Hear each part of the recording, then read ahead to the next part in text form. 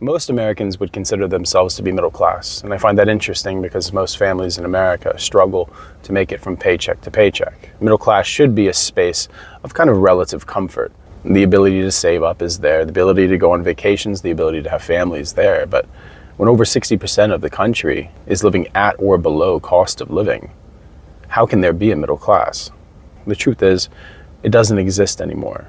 And over the past several decades, it's been slowly dismantled by both politicians and corporations, and most importantly, the banks. Through the application of new laws and the strategic installation of debt throughout every part of our lives, the powers that be have fundamentally stripped the middle class of its position and given no people a way to really climb up out of the position, out of the hole that most of them are in. But why would they do this? If every election cycle politicians come out and talk about how important the middle class is, how it's the backbone of America, and how all their policies focus on bringing up the middle class, why do we never see any true impact or effect that's positive? It only seems to be negative. And the only thing that we can take away from this is that it's done on purpose. The middle class has been dismantled. The middle class no longer exists, but why? Power. The state of play in our government right now, the state of play on the higher end of society right now is one simply of power. Americans love power. It's part of our culture. It's the pursuit of power over other people's is shunned on, but at the same time, it's celebrated throughout every aspect of our culture. We are a culture who loves the big dog in the fight, which is interesting because at one point America was the story of the underdog, but that story doesn't exist anymore. I say that this goes back to the 1960s because in the 1960s and the 1970s, America saw a new kind of protest where the children of families from the middle and upper middle class took to the streets to protest and riot over corruption and the Vietnam War. And at that time, the government did what they do best. They disparaged and they put labels on people. They called them communists, they called them socialists, they called them lazy, they called them unpatriotic. These are things that we hear today whenever we challenge the government. None of this has actually changed. What changed was the strategy. You can't have younger generations challenging power, not like that. It has to be a way to keep them in line. And the only reason that they had the ability to go out there and protest and to riot and to call for change was the fact that they had some kind of financial security from their families. Those families, of course, being the middle and upper middle class. So that had to change. That had to be broken. So what we've seen since the 1960s is the slow degradation of society, the normalization of debt and financial encumbrances, while at the same time America's cultural impact on the world thrived. This gives a good veneer of strength and safety. This gives people the false assumption that life is in a good place right now. But the fact is, slowly and slowly the culture changed. Slowly and slowly they chipped away at that security. And in the 2000s and 2010s, people really started to understand that there was something wrong after the 2008 financial crisis, after we saw billions and billions of dollars, trillions of dollars going into war after war. And things began to get more and more expensive. Cost of living went up and up and up. The growth of the middle class hasn't been there for a long time. It's been in slow decline. But over the past years, with the spike in cost of living and the abolishment of careers and career opportunity, the middle class started to go underwater. This is the strategy. Because how can you challenge the system? How can you call for change if you don't have time to do so? How can you organize? How can you protest if you can't miss a shift? Because if you miss a shift, you might not be able to pay your rent. One of the problems with being an American is we're so trained to focus on the immediate that we always ignore the long game. And families that have been in power for a long time understand the long game. They understand in generational strategy. We can only believe in individual strategy because trying to stay out of homelessness is a constant fight. If we're too busy fighting with each other and fighting with landlords, we don't have time to challenge the people who need to be challenged. And of course, with the past few years, we've seen an explosion in inflation and an unprecedented rise in cost of living. The middle class is gone. The upper middle class is gone. And it was all done by design. Those same families who would have had the financial security to be able to protest, to be able to organize, to be able to go to local government events, to be able to actually call for change, are too busy having to work now. As we've said in many videos before, that 60 to 80 hour work week is now the normal thing, and that's been done on purpose because you don't have time. It's not just that you don't have time to focus on organization. It's not just that you don't have time to participate in the political dialogue. You don't have time to think about change. You don't have time. It becomes impractical to do so because you don't have time. And that's the genius of it.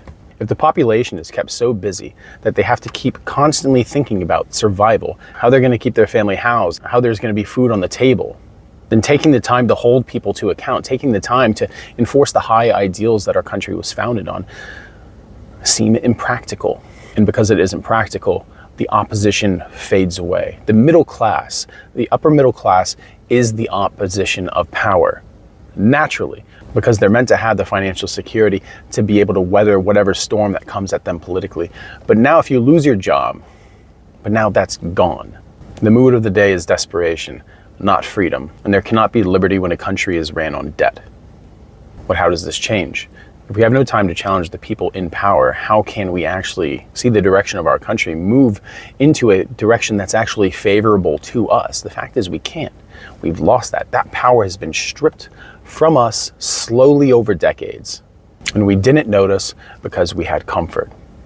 As bad as things have gotten, Americans are still comfortable. As close as people are to homelessness, as close as people are to financial disaster, they're still comfortable. Change cannot happen in this country without discomfort.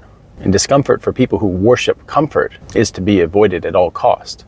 So that's why I say there is no middle class now, because people are always pursuing middle class life. People fake it until they make it. Can anybody tell me how much you have to make to be in the middle class? This used to be something that was easily defined, but it's something that's only really defined by net worth now. To be in the middle class now, you have to have millions of dollars. Your net worth actually has to be in the millions.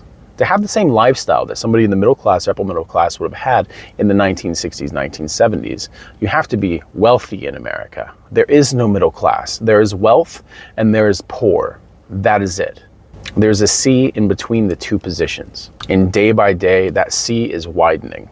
And I think the most fascinating thing is that it has been such a complicated series of events to get the people to where they are at today. There's no one person or one thing to blame, because for decades, small decisions and acts have brought us to where we are now. But the solution is to divest. It's to stop taking on debt. And if you do take on debt, to be very smart in how you do it. Because I think that Americans should still pursue ownership in the country, because if Americans abandon ownership in our nation, then they have no claim on anything.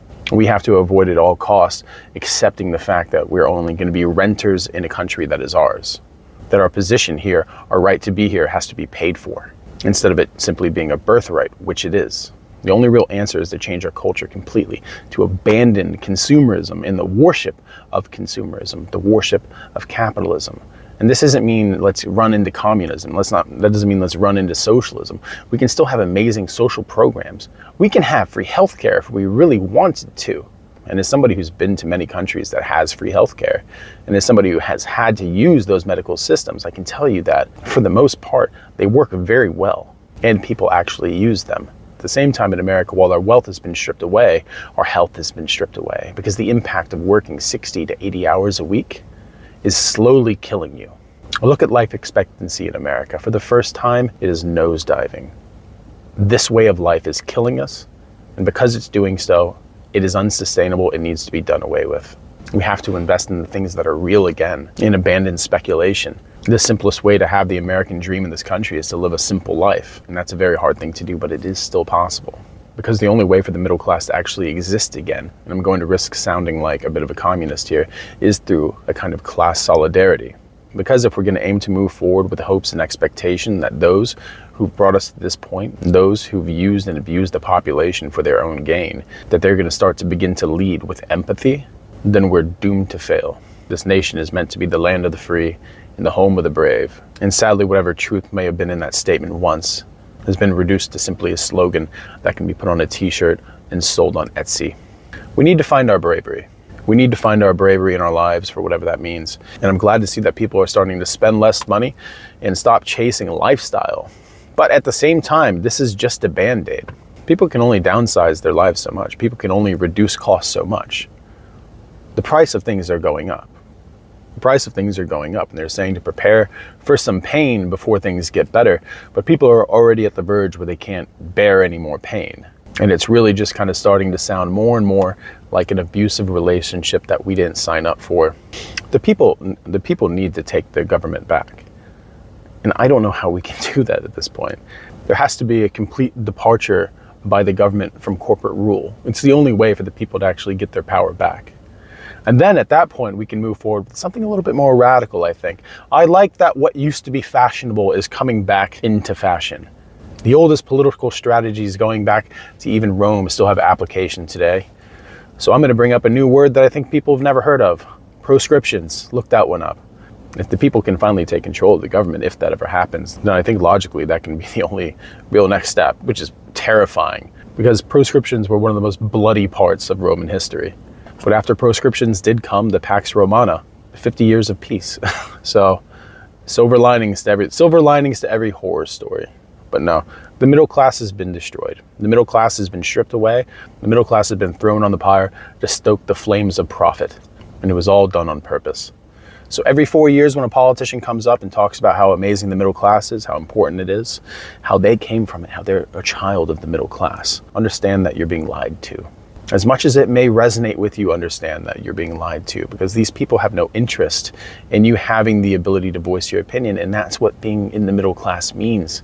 It's an excellent strategy. It's generational warfare right there. It is generational warfare by the wealthy on the rest of society, and they won. We have to remember that we're all in this together, that we're all one people, and we have to have each other's backs, because no one has our back, not in this country, not anymore. Have a good one.